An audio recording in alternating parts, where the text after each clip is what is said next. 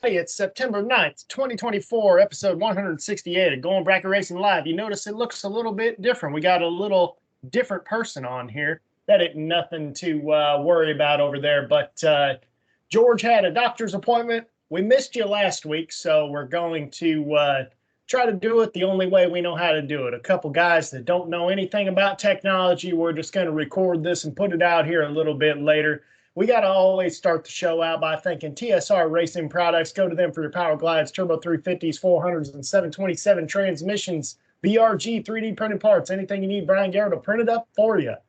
And anything you get from him might take a little bit of weight off the car. I noticed he was doing pretty good in that good-looking dart the other weekend. It always looks good in pictures. Even if he doesn't end up in the winner's circle, it always looks good otherwise. Syntex Printing out there in Temple, Texas. Stickers, shirts, brochures, anything you need for your business.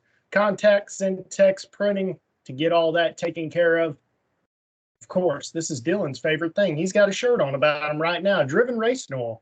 Get your oil for your engine, transmission, rear end, truck you tow with, everything that you got. You can get cleaning products from them. That's really some of their best selling stuff right now, believe it or not. And you can use the code GBR10, get yourself 10% off your order no matter how much you order. Proform Parts. Visit proformparts.com to get your shop tools, carburetors, alternators, starters, accessories, much, much more. Tools. We got, I don't know, quite a few things back there, actually. We're still going to give stuff away from Proform Parts. On behalf of them, we're giving something away to all of our YouTube followers. All you got to do is hit that subscribe button, hit the like button while you're at it, but hit that subscribe button, and you are automatically entered for free to win all these great Proform products that they are giving away. I think we still have a starter to give away. We have an alternator. We have one of the really nice big billet degree wheels that you can actually see turn the engine over with it almost. That thing's strong. And I think we got a dial bore gauge we're still going to give away. But yeah, all you got to do is be a YouTube subscriber. You're automatically entered to win. We're giving one away a month. Crew Chief Pro Software. Weather is changing. If you're out there at the OG Million, I know right now you're wishing you had Crew Chief Pro because you need all the help you can get. I just saw my buddy Darren Douglas get 10 total put on him in the second round. And by the way, we'll get into that a little bit later. 618 people entered in the OG Million this year. So we're going to talk about that a little while later. By the way, side note, 618 is an area code for that area. Just saying. 8th Mile Apparel, GBR hats, t-shirts, hoodies, all kinds of stuff. We got always some new stuff coming out, 8thmileapparel.com. Get you one of these right here. But again, I don't know, man. So I'm not used to seeing somebody the entire time. You're just staring me down here. Dylan, tell them what's going on tonight. Well, I have to correct you. You said 618 for the million. I think that's just today's warm-up race. That's right. It is. You're right. But everything's all good around here, man. You know, we don't live too far apart. Weather's been beautiful. Did not get to race this weekend like y'all did. Well, I don't think you did either, did you? No, I didn't. I've been working on a monstrous project. I've got, let's see, I counted them up yesterday, and I'm right around 305 hours in the last 3 weeks. So yesterday started the 4th week, so it's messing up my math. But long story short, this project's killing me. I actually couldn't go to sleep last night and woke up at about 12:45 in the morning, and then my mind kept going about what I need to do on this project. So I just started working on it at 2:45 yesterday morning and worked until, I want to say, like 5 or 6 last night.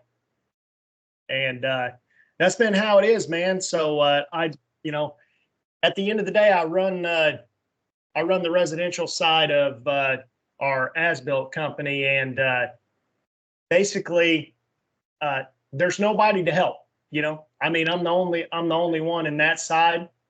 So at the end of the day, I was talking to the guy that's building my building right now out here, and he said, yeah, it's one of those scenarios where if you need help, you better look in the mirror because that's the only one that can help you.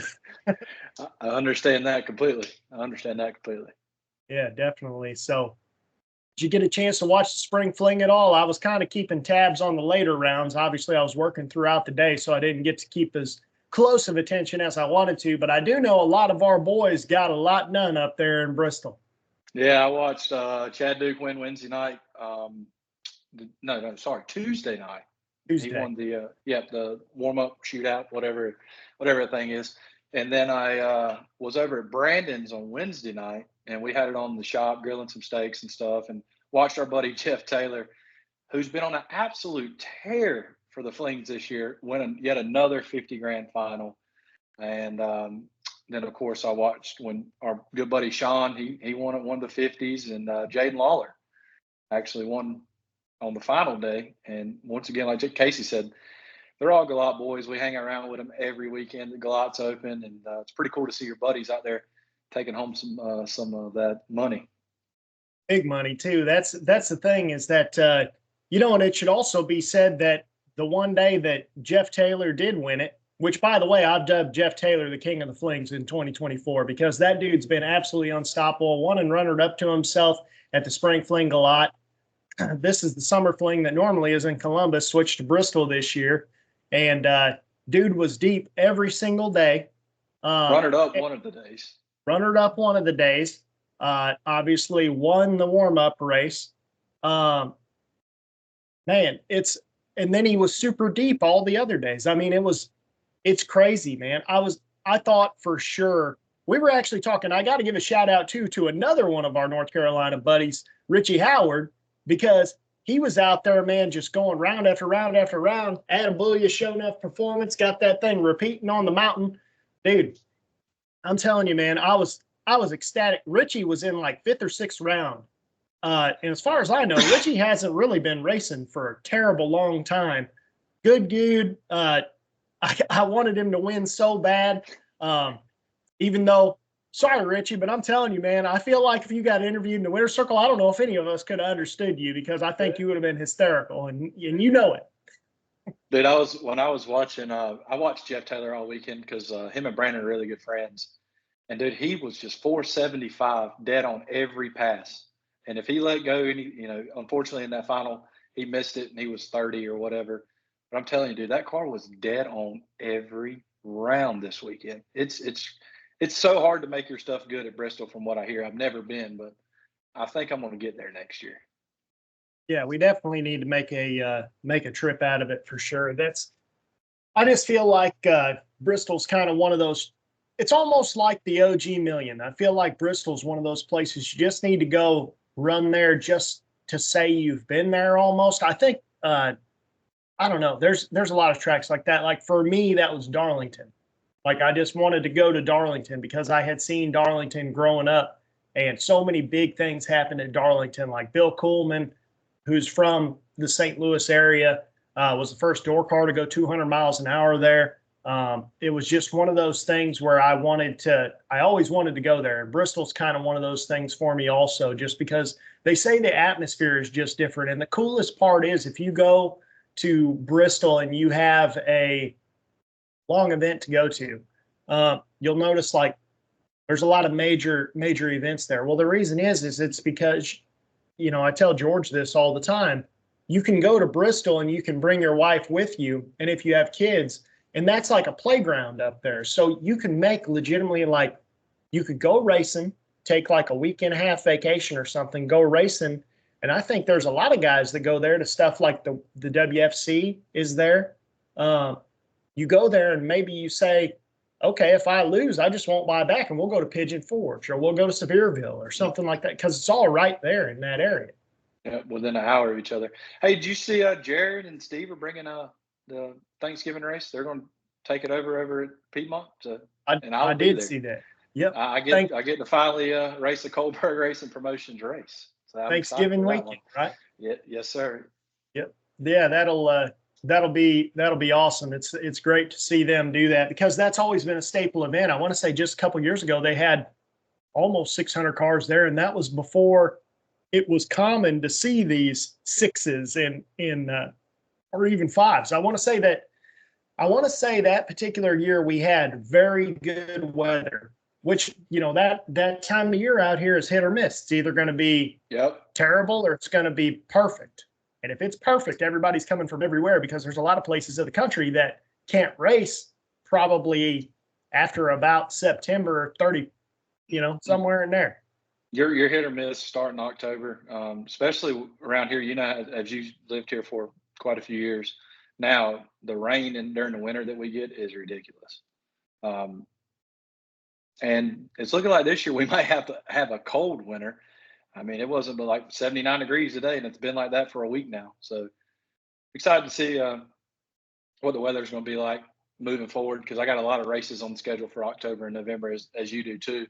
Just because it was just such a brutal summer, we didn't. I mean, you could go racing, but you were going to sweat to death doing it. Oh yeah, man. The first time whenever I took the Firebird out to test, it was unbearable. I had 20-layer fire suit on, and of course, you know, it's a brand new car, shaking it down. So of course you're under the car, you're doing this, you're doing that. Well, that car only sits yay high off the ground anyway. So jack it all the way up as high as it'll go, and then get under there, and then you're stuck. And man, it was. And then get back as soon as you get done, get back in the car, and don't forget you're working on it, and that. It might be 105 outside, but the asphalt's 150, you know? Especially at Galot, everything's blacktop. Oh, yeah. I mean, it's a blessing and a curse, you know? I haven't raced but one time since Memorial Day, and that was the weekend Matthew drove your car. What was that, a couple weekends ago?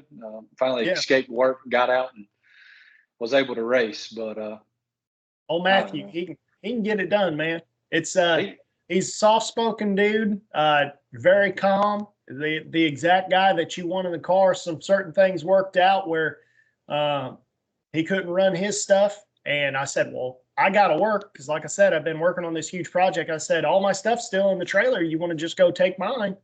And first time that dude sits in the car, gets down to 6 cars to go out in a $5,000. So, I mean. Won you a little money, didn't he? Yeah, won me a little money. So that worked out pretty well. But he come over to the trailer at one point. He's like, talking about how soft-spoken is, he goes, Casey wants to know, can I borrow some alcohol?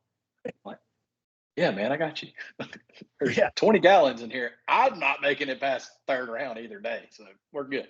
I sent him with enough fuel for me to race all weekend. I wasn't used to somebody he called me and he said, hey, bud, I'm about out of fuel. You think you can bring me some tomorrow? His dad yelled to me. He said, does your car drink this much alcohol? I said, oh. And I went over there after one pass. They top it off, and you couldn't see alcohol anymore. I was like, that may be a problem moving forward. Well, I told Matthew, I said, after he told me that, I said, I guess I should have told you this, but I said, that car's got a stock size aluminum radiator in it. I said, I pretty much turn the water pump off whenever I go across the finish line, and I just drive it back to the trailer so it doesn't have to get warmed up. He said, yeah, you should have told me that. Yeah, he unloaded it, he warmed it up, come back and parked. I'm like, I think Casey, he rides around a little more than that. The next thing you know, he looks over at the thing, he's like, fires it back up, goes back, warms up. He's probably out there driving it to the store. Yeah, you should have forewarned him about that, Casey. He's your hired gun. And now that I know for future reference, then I know that now. Hey, whenever it worked out a whole lot better whenever he was uninformed. I just basically showed up and said, here it is. It starts and runs. Let's go. And he come over to me at one point. He said, where'd you go there? I told him, and I said, buddy, you want to trust me. These two cars follow each other to a T. And it worked out. I mean, he dialed off me just about all day. And as you know, our cars about the same exact setup, honestly. The motors are really close. Same, close size of carburetor. Converter, everything, it follows each other to the thou, it seems like. Yeah, well, it's good too, because whenever you have two different classes, then you always have kind of a half run in between usually. Like it's as close as it's going to get without you physically going and running both classes. But I feel like we need to get into talking about the OG Million, because that's what's happening this week. Obviously, St. Louis is the track I grew up at. In fact, this here is actually from St. Louis right there. It is real.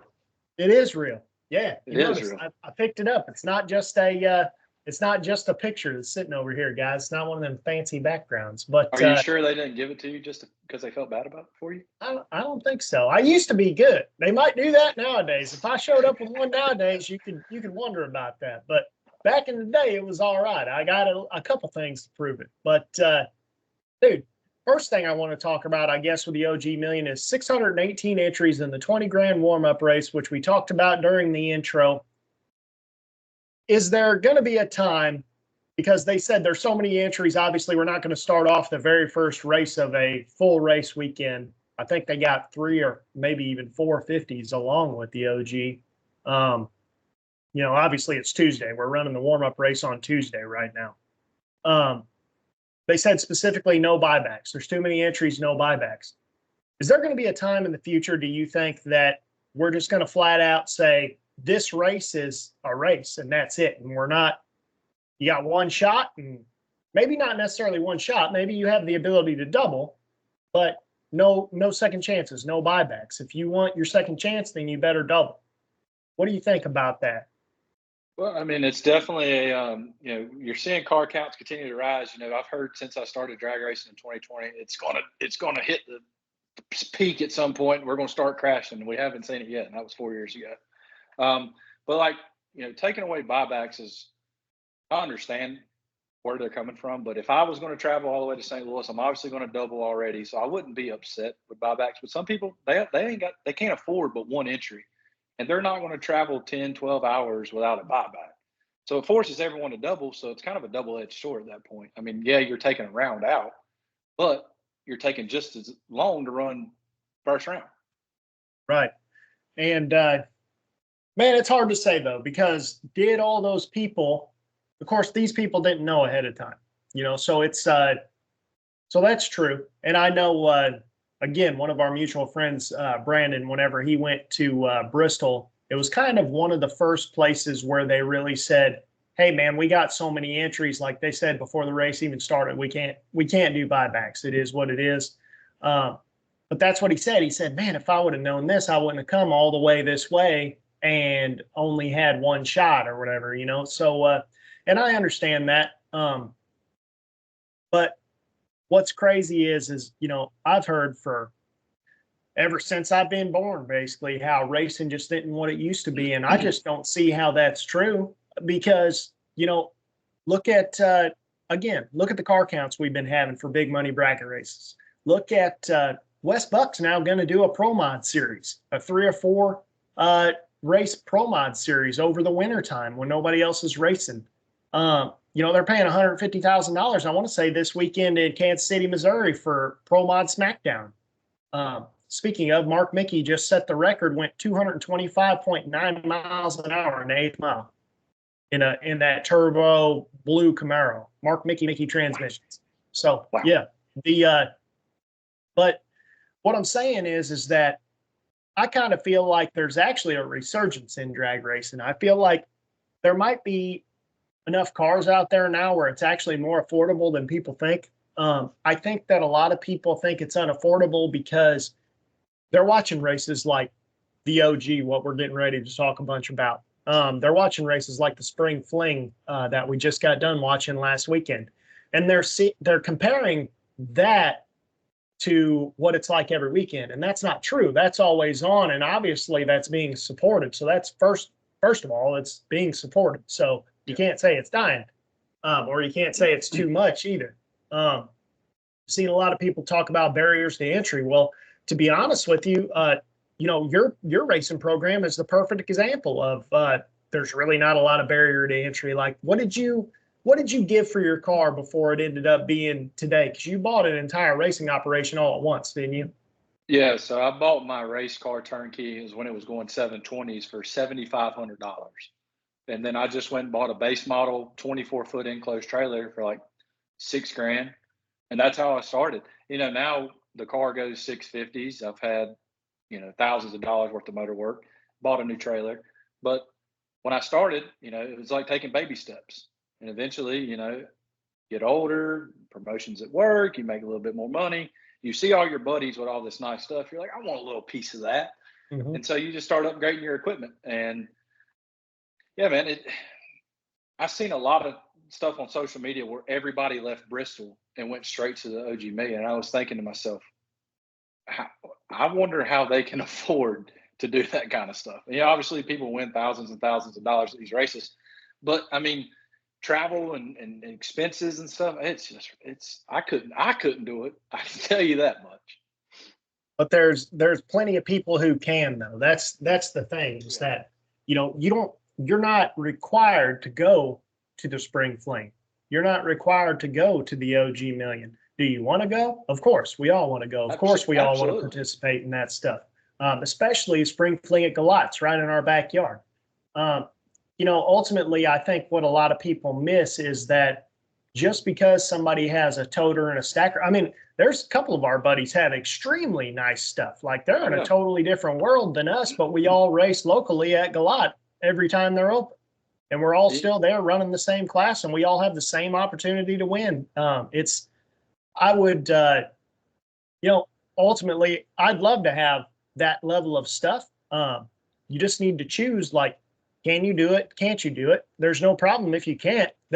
Those people don't look down upon you because of that. Absolutely not. That's what I was going to say. Like, all of our buddies that have the nicest of the nice, I mean, they're our best friends. They could give two craps less of what you drive in the racetrack with. Right. And a lot of people also don't realize that, realistically, where your money's best spent is in the race car. So if you can only afford one thing, put it in the car. Don't put it in a tow vehicle. Don't put it in a trailer. If you can afford more, that's fine. But you don't necessarily need to do that. But let's get back on topic here, man. Entries, car counts. We're talking about buybacks. So there was a race at the same track that the OG Million is at called Megabucks back in the day. And it's really where it's not the first big money race ever, but it was a perpetual, there's a reason it was called Megabucks. It was one of the first they had one race. I don't know if they did it multiple years or only one or two, but there's actually a race called Super Megabucks in the 90s, in like the mid to late 90s, that paid $50,000 to win every day. So, I mean, or maybe it was a 10-50-10, but I mean, this was the 90s. Like you could buy a house for that back then.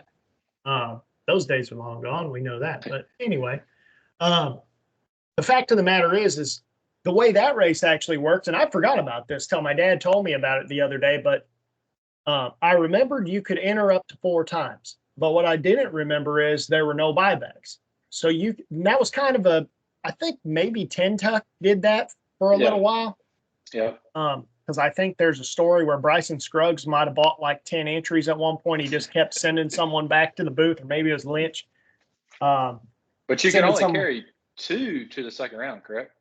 I don't remember how that part worked. I never actually got to participate in Ten Tuck, but the way that Megabucks worked was they had green, yellow, blue, red, which stood for get your butt ready and get up to the lanes, basically. So you could buy all 4 entries, and they would call green, they'd call, but there were no buybacks. So once you were out, you were out.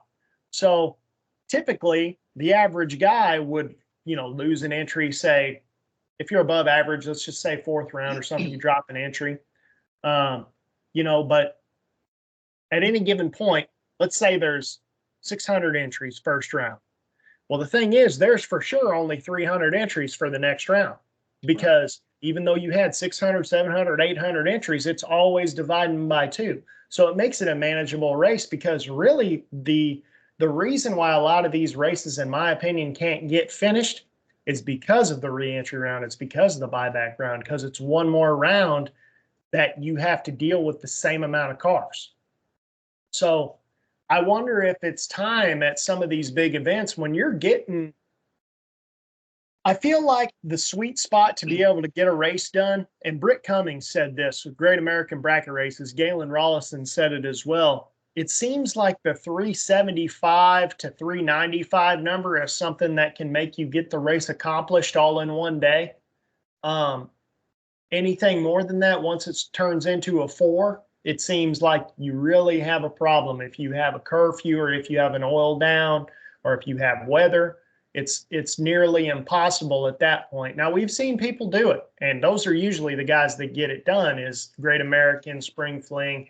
Those guys usually can make it happen. I know Michael Beard, Staging Light, they can make stuff happen. And the list goes on and on. But ultimately, once you get in that 400 range, I almost feel like there's always fine print on all the flyers that say we got to have X amount of cars to be able to pay the payout. It almost needs to say, and if we get over X amount of cars, we're not having buybacks. Yeah, just give somebody, give the people traveling, something to look forward to. You don't get to the racetrack and go, oh, by the way, we're taking away buybacks because you guys showed out to support this event extremely well. Yeah, and that's a good point too. That's actually a very good that's a very good way to say it, is the fact that, hey, so many of you came out to support us that we're almost punishing you. Yeah. And that's true. I've never thought about it like that. So, if I were to go somewhere, and I can't help that everybody wanted to support the race. And I get it. You have, time. I think if you put on the flyer, and a lot of flyers are starting this now, if you notice, buybacks time permitting. And I think as long as you know that going in, you're fine. Because I think Pete and them, don't they, ever since the Bristol fling 2 years ago, they have started putting buybacks on their open gate entries.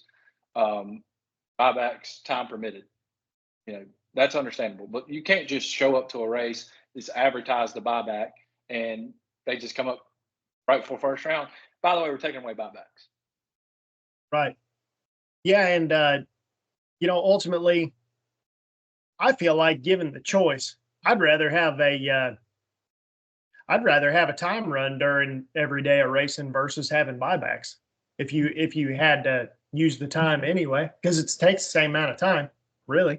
Actually, it should technically take more time, because now you're not going to have staging battles. Now you're not going to have people trying to figure out dial-ins. Now you're not going to have any of that stuff. So, I mean, I'd rather have that. And I know they got rid of, I don't know. I feel like, it's been a long time, but I don't remember until maybe 10 years ago, people finally getting rid of buybacks on multi-day events. I just can't remember. Back in the early 2000s, I feel like there were always, or did I say buybacks? I meant to say time runs. If I said that, I can't decide what I said there. But you said buybacks. Yeah, time runs. Time runs is what I meant to say. I can't remember if they allowed time runs back in the day. But also back in the day, I can't remember there really being a curfew type deal. Isn't it fun? You don't think it's fun that, over a course of a 2 or 3 day race, that you're getting one time run on the first day, and then you're flying blind the rest of the weekend? I personally like that. It puts everybody on an even playing field. Well, it forces people to make their cars better, honestly. It does, or it forces them to buy Crew Chief Pro software, which you can buy. One of our sponsors here on the Going Bracket Racing. I guess we're the Going Bracket Racing, Casey and Dylan talking here right now, because we're not live on anything right now.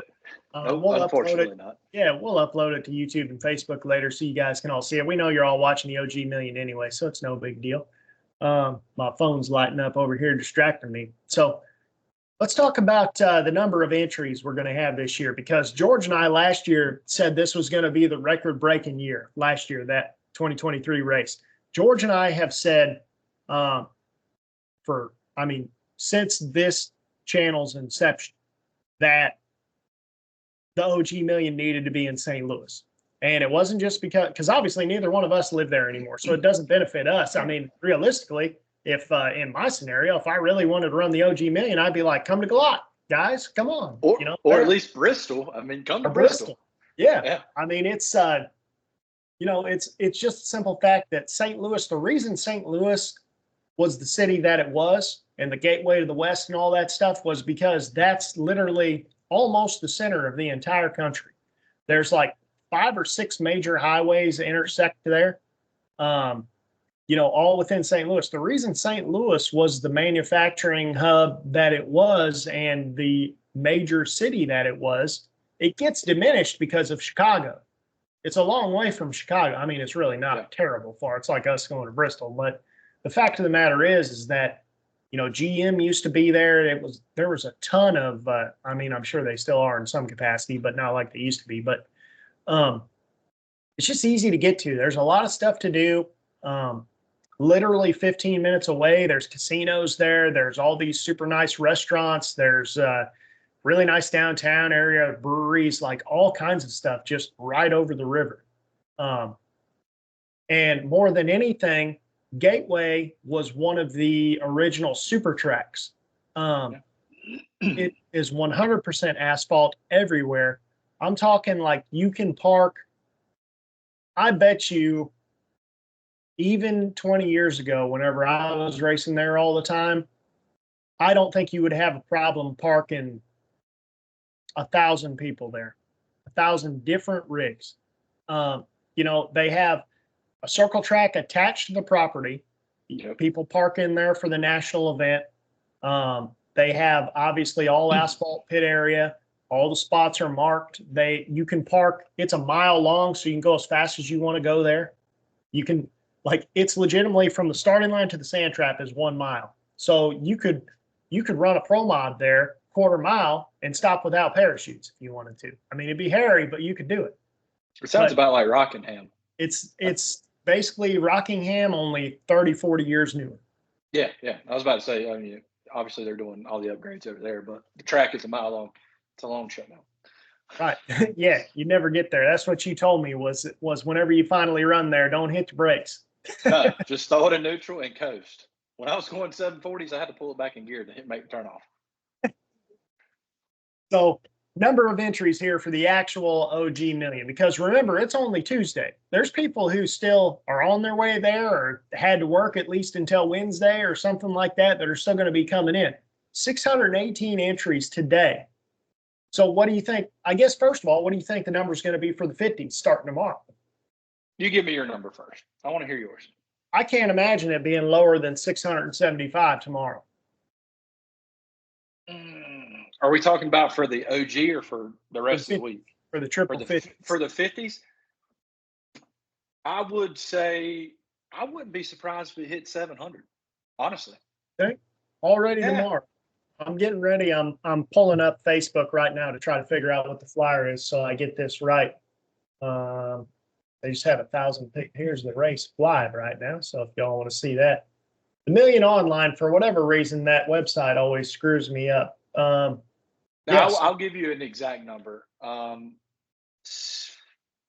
go 669. But I wouldn't be. But I would not be shocked if they had over 700 entries on property. I wouldn't either, man. And I feel like this time of year has something to do with that also, where people are like that.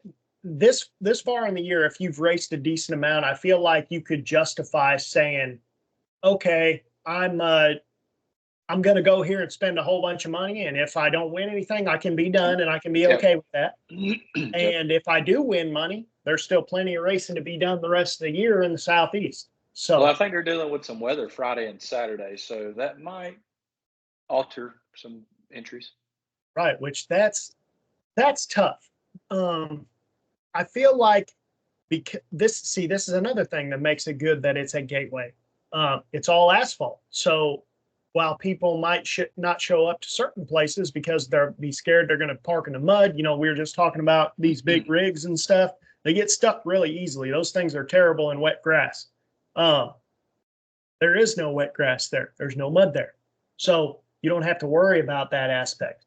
That being said, it's easier to dry everything off because you don't have people pulling through the mud. You don't have people dragging stuff up to the lanes because there is nothing to drag up. Gateway has a jet dryer. That's another thing that a lot of tracks only have a drag, and some tracks run cars up and down it and try to squeegee stuff off. Gateway has a real deal jet dryer, and they have a Zamboni that sucks everything back up. So rain delays are not as big as a factor at Gateway. When they're racing, they're racing. Never thought about it like that. Yep. Really? I mean, we don't have that luxury around here other than Galot. Right. And Rockingham, I think, has one. Yeah, Rockingham, yeah. Yeah, Rockingham does have one. Virginia. But, yeah. It's really close to kind of what Virginia's like for the most part. It's actually a bigger version of Virginia, basically. But so I got the flyer pulled up over here. Wednesday, starting tomorrow, we're starting 50. So we got a 50 Wednesday, a 50 Thursday, and then the Million's supposed to be on Friday. We've talked about how that might be affected due to weather because that's actually the worst weather day at all. So I'm interested to know if they're going to try to run that race on Thursday or if they'll try to run it on Saturday, because I feel like Friday is going to be a wash. So yeah. Or if they move the 50 on Saturday and combine it with the 50 on Thursday, then designate Saturday for the Million day. Right, which That might be cool. I know the one thing about the million, they always, the reason they like to have it on Friday, it used to be a trend that everything got bigger as the week went on because your Right. thought process was more people keep showing up, the bigger it gets. The reason they wanted the million on Friday was because then whoever wins the million, then everyone's there to watch them. Everyone's there to celebrate. So it was actually a big deal. It was actually something that, um, you know, the worst thing is when you win a huge race and everyone's gone.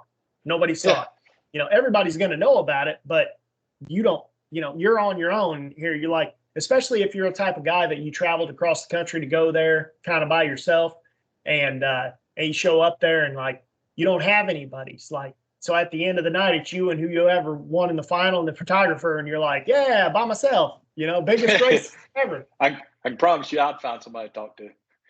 Yeah, that's about what you can do, man. But so I am interested to see if they do move that to Saturday. I But mean, I take this guess you kind of have. and take this to an account. If they do combine Saturday and Thursday, it doubles everything. It gives more people an opportunity to win money to enter the million. That is true. That's a good point because we're already talking about they pay round money at all these. So Yep. if you combined everything, then rather than getting $250 for winning third round, now you get 500. Yep. Now it's only 1,500 more to enter the million. So that's true, and that could also stack. That would benefit them, honestly. Obviously we're not promoting the race, we can't say, but in my opinion, it would benefit them Well, if because you have because of the progressive system. Everybody wants to have the prestigious race ever, and right. it'd be pretty cool to see the million OG million pay $1 million. That would be insane. And even if you stick with the 618 entries that's there today, which presumably if you're running, you're for sure, if you're one of those 618, you didn't come just to run the 20s. You're at least going to run the 50s. You might not be Yeah. going to run the big race, but you're at least going to run the 50s. So we can say that at least 618 cars will be entered in the 50s. So at that point, even if there's no buybacks, you're talking that 78 people are going to get $500 round money in the scenario we presented just in third round. Well, Yeah. not 78, I guess, because you'll be dividing that. But the point is, it's a good chunk. There'll be, what would that end up being? That end up being somewhere around like 39 or something like that. People are starting to get round money. And then everybody then beyond that, fourth round win, you got 500, which would then be 1,000. So now you're almost to the entry. Yep. And that's with no buybacks because there'll be more if there's a re-entry round. And I know plenty of people, like when Brandon and Cody went a couple years ago, they were just going to run the surrounding races and hope to win some money and get into the million. And I know JP Britt's there. He left Bristol and went there, and that's kind of his mentality. He's run the 20s and the 50s, and if he does well and wins some extra money, he's going to enter the million. That's always been the mentality around the million, actually. I remember hearing that for the last probably 30 years. That was everybody's idea. They would go down to the million because that used to be the only major race. Like we had the Moroso 5-day, but that was kind of a luxury event because it was in Florida in the middle of winter and stuff like that. So you really had to go, at least from our area, you had to really go to get going down there. So it was like 12, 18 hours to get down there. Yeah. And of course, 5 days. So you had to have vacation time. The wife would be happy. Yeah, I bet. But yeah, and speaking of old JP Britt, I saw that he had posted up on Facebook that I think the first round of this no buyback 20K, he was like 3 dead 1 or something like that. Oh yeah, I think he put on Snapchat he hadn't touched the box and clicked it. I think 2 red, second or third round. I was like, oh, that hurts. But he was letting go. He let go 00 yesterday and the test and tune, and I don't think he touched the box and let go 00 twice this morning. So that dude, he's liable to go anywhere and say, how many clashes you got and how many entries can I have in each one? And he'll run that same car in all of them. He does not care what you're running for. He comes all the way. He travels up here 2-3 hours, and he'll run for $1,500. That's just a kid, or I shouldn't say kid. That's a guy that just wants to race. Yep. Yeah, I mean, it's it's crazy, man. I see that car go down the track more than anybody. So if you line up against that Malibu, you better have everything together because he's probably going to put something on you. But so we talked about number of entries this year, how many we expect and stuff like that. Weather looks good every day but Friday. We might as well just get into this of who do you expect, who in the last, I guess let's start out by this because we know ultimately I'm going to say who do you think is going to win this race? Who have you seen this year really get on a roll? Because I feel like this is one of the first years that I've never seen someone just dominate. Like, there was, say, starting 5 years ago, Underwood dominated. Then Ezel dominated a year. Then Sarah. Patton. Sarah. Yeah. Corey. You really you've not seen that this year. I mean, Corey's been absolutely incredible this year. They're not taking anything away from him. Split. Yeah. I mean, but you haven't seen this one person that's breaking away from everybody else. It's always down deep in every single race he's at, like the Underwoods, Ezels, Pattons, and Sarah. I don't know, man. There's been a couple people here in the last few months that have got really, really hot that are at the million. So I don't know. Who's your pick to win this year? I want to hear it. Man, I kind of have. Give me three. Okay, well I have two, so I'll have to think of another one. I would say honestly, based off what happened last weekend, I kind of am riding on Will Holloman right now because, dude, he was down to 4 cars the day that North Carolina didn't win. He was down to 4 cars the day that, I don't know if it was the day that Jaden won or the day that Sean won. He's ever since he got in that Miller car, I think it's David Brown's car. Yeah, it's David's car. Extremely nice car, got everything behind him that he could ask for. Dude, I mean, ever since I saw him show up in that car in Xenia, I want to say he was down to 4 cars in Xenia too. Yeah, him and Jaden, man, been rolling since Xenia. I mean, Jaden wins 50, goes to the Fling 2 weeks later, wins 50. Yep. That crew's got their stuff figured out, and they're going to be tough to beat, and I know they're there.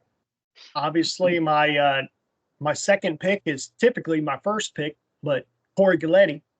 I'm always, anytime Corey Galletti's in a Calcutta or something like that, that's 99% of the time who I'm going to go with is Corey Galletti. He don't forget, 17-year-old Corey Galletti was in the finals of the OG Million already. Yep. So, and he's only got better since then. So, I could see him doing that. Man, who would my last pick be? You tell me some people, and I'll pick somebody who's not in your pick list. I mean, I don't know. It's just so hard. It's so hard to pick because I feel like the OG Million, you always get this surprise winner. You're the people who are on a roll every year are always deep, but you always get that one guy. Last year, Donnie Hagar. Nobody knew who Donnie Hagar was until he won the million. So it's so hard to justify 3 picks because you want to say all the big names, Corey Galletti's, Will Holloman's, and Troy, Gary Williams, Donovan. I mean, you want to say all them guys, but you can't because there's always that surprise guy that just goes for broke and sets up tight, and the win lights fall his way every year. I know you just told me my last pick is Donovan Williams. Even Williams. though we were just talking about that, we were just talking about, oh, you want to say the big names? Well, look, the reason they're the big names is because they're the best, dude. And Donovan, I feel like Donovan has been right there all year. And obviously Donovan's won big races before. And Donovan's, I would say, easily top 10, if not top 5 in the entire country right now. But yeah, I feel like he's exactly like his dad. He's super aggressive. Typically the way things go, you learn you're already as good as your dad almost whenever you start racing. Then you learn why your dad's good, and then you put your own spin on it. And I think Donovan's of the age now where he's been driving long enough where, dude, he had a perfect run the other day from a drop. Yeah. Like, he went down there and dropped super hard and drops it dead on. Not super hard, I guess, but he killed at least 10 mile an hour, and he's perfect drop to dead on 0. Dude, he holds so much. Like me and He's Brandon talked about this the other day. I'm like, how does he get away with holding 7 numbers? Like 7, he's not afraid to hold a 10th on you. He And was holding 8 or 9 last weekend at Bristol. yeah, I mean, it's just ridiculous. And then the way that he can judge the finish, he's such a good finish line driver. He knows when to bail and he knows when it looks weird for him. And he's always going to get back to dead on or above his dial. You hardly ever see him break out unless he absolutely misses the tree. Right. Well, I told Brandon the other day, we were talking about that whenever I was dropping my car off for Matthew to drive. And he said, man, I ran Donovan and I went down there and I got down there and I dropped and he dropped with me and I'm an idiot and I killed a whole bunch and went way above and he went dead on and this and that. And I said, Brandon, I said, think about it, dude. That had him covered up front. Well, his dad is the best to ever drive like that. And you're doing it on Donovan, who that's all he's ever seen. He learned from legitimately the best person that could teach you how to do that. He's his kid. That's the same person, only younger. And you're trying to play his game. What are you doing? They invented that. You know what? You told me you tell me this all the time. It resonates with me. You can't play their game because they're the best at playing their game. That's right. I mean, it's the bottom line, man. It's at the end of the day, the reason it's called their game is because it's their game. It's not your game. So if you play their game, that's exactly what they want you to do. And I guarantee you at any given point on the racetrack, Donovan knows this guy shouldn't be here right now because I know I shouldn't be here right now. But he knows that. And he knows exactly what to kill, when to kill it. And more importantly, you said earlier, how does he get away with holding that much? It's because he knows where dead on is at any given point. He knows if he carries it all the way to the end, he knows how hard to drop to get close to dead on. If he can get rid of it in the middle of the track and thinks it looks right, he knows where to do it and how to do it. And he knows that rip up here meant 2 and that one down here meant half. And he knows, and he's adding it all up all in 4.5 seconds. He's adding all this up in his head and he says that ought to be close. And it is, you know? And ultimately, man, that kid's one of the best finish line drivers that's out there right now. And I'd say he's probably top 5 in the entire country right now. And I would think after everything we've said here, I kind of want to put him as my most likely to win the OG at this point. I would not be surprised. I would go out on a limb and say at least one of my picks is going to win one of these races this weekend. And I would say at least one of my picks is going to be in the big split for the million. So that being said, who's your picks? So a guy that's been hot, runner up the last race at the Bristol Fling, Matt Dattis. I feel like Matt's due for one. He's always there. He's always in the split rounds, and if he gets to rolling, man, he's hard to beat. You know, unfortunately, lost to Jaden. He's 1,000 under in that final race. He lets go really well. His cars are very, very good, and I feel like he has a good shot. My next one has been someone who's been on a roll this year that we kind of forgot that flies under the radar a lot, and it's his traveling partner, Gage Birch. Yep. Gage has been top, bottom, middle. It don't matter. Gage is going to be down deep. I could see him winning. And my last pick,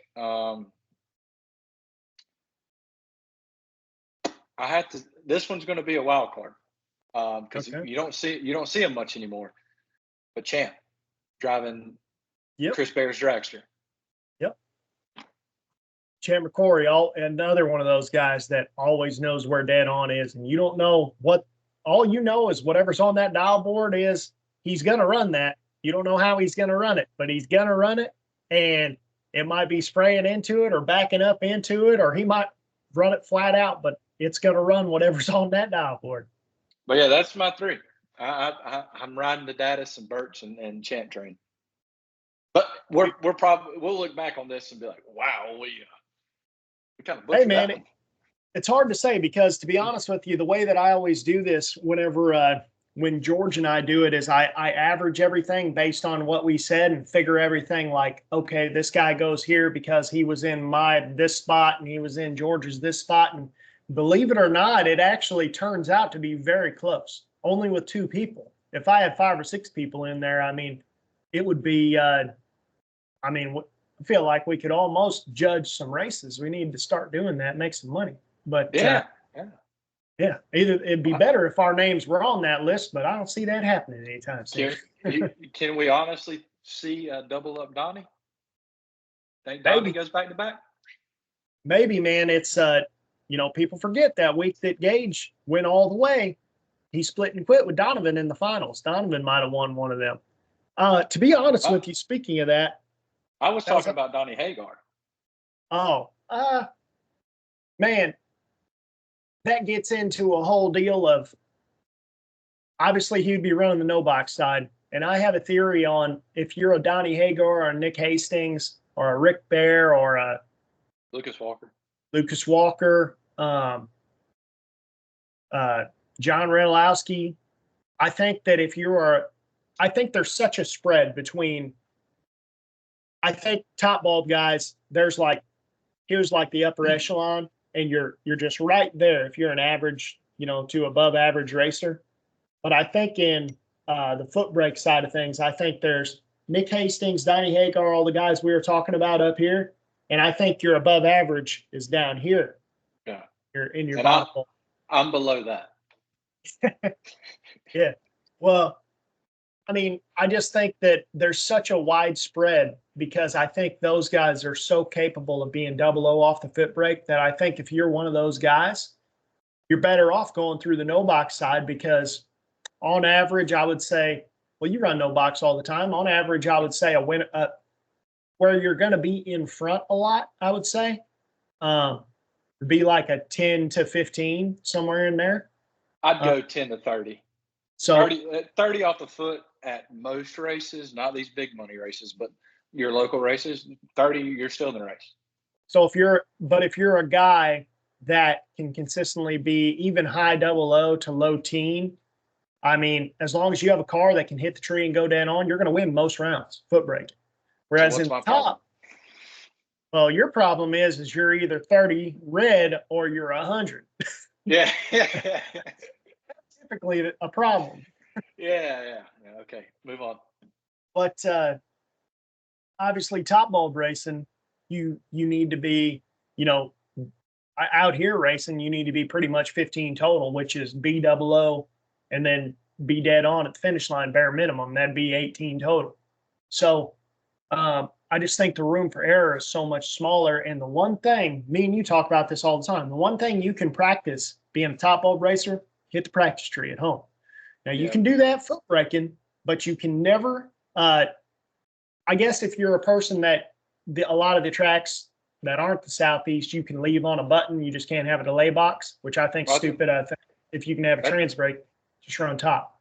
That's how I think Donnie is. He's strictly no boxing. He absolutely destroys the bottom no boxing.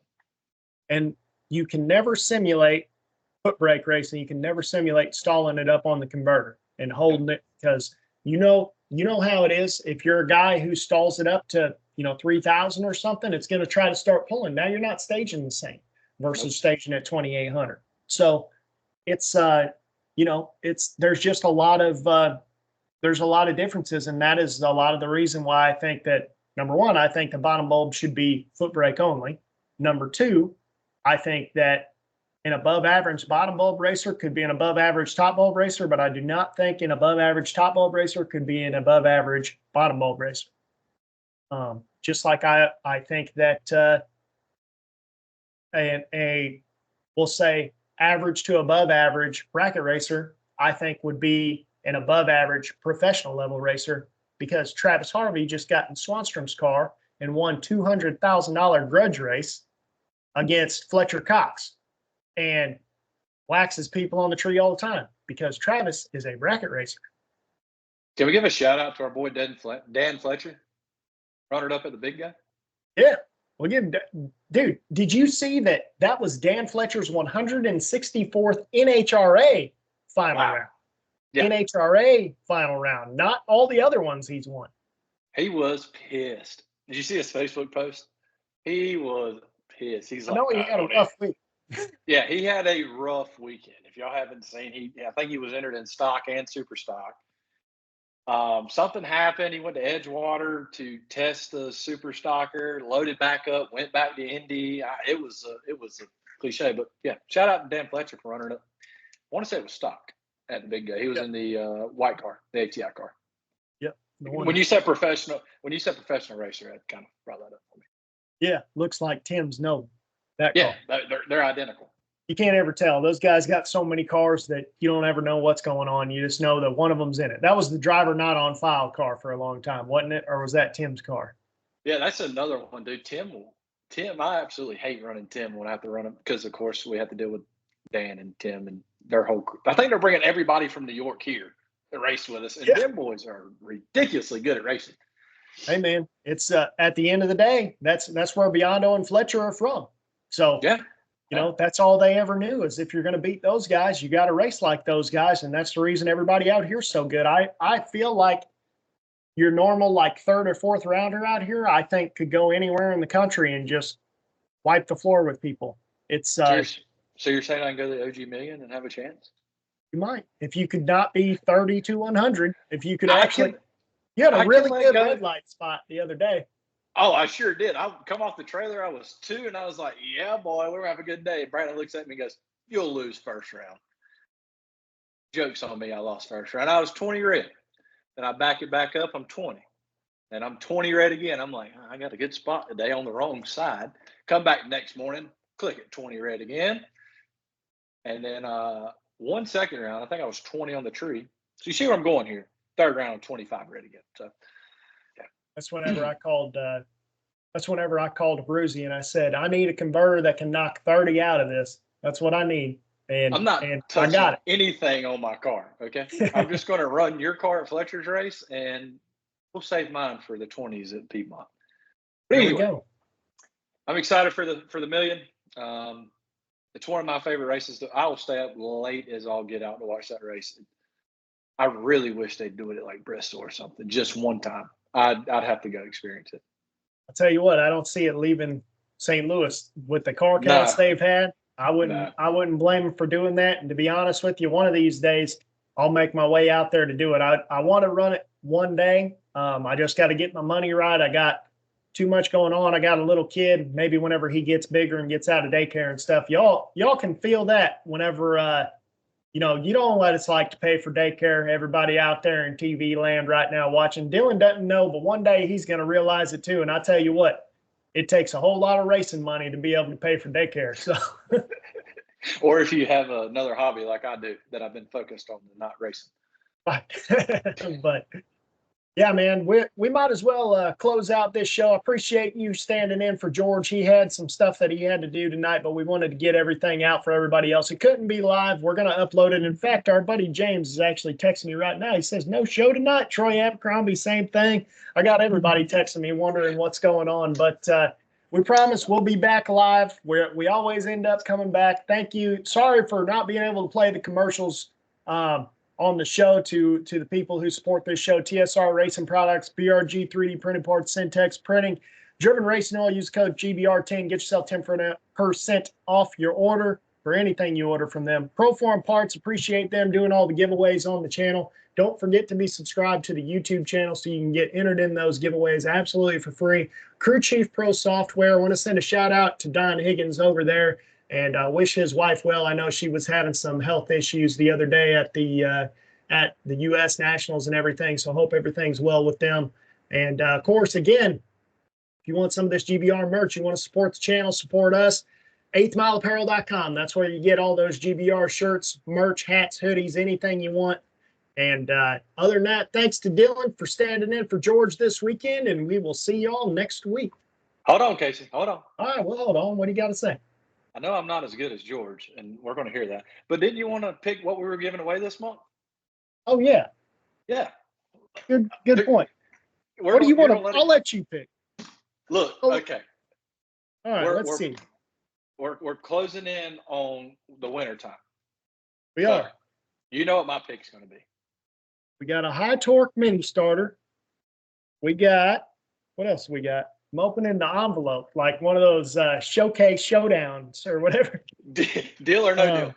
Yeah, deal or no deal. Got a billet degree wheel. We got a dial bore gauge for checking those main bearing clearances. And we have a alternator. So what do you want to give away, Dylan? We'll let you pick since you stood in for George tonight. Let's give the alternator away. The alternator. Dylan says we're giving away the alternator, so don't forget to be subscribed to the Going Bracket Racing YouTube channel. Going Bracket Racing YouTube channel. Click subscribe. It's free. Get you in to win a alternator of your choice from Proform Parts. For the month of September, we'll give it away the last week of September. Then you don't have to run that generator so much. Save on that gas. Yep. So we will. All right. We'll see you guys next Tuesday. That we will. All right. We'll see you then.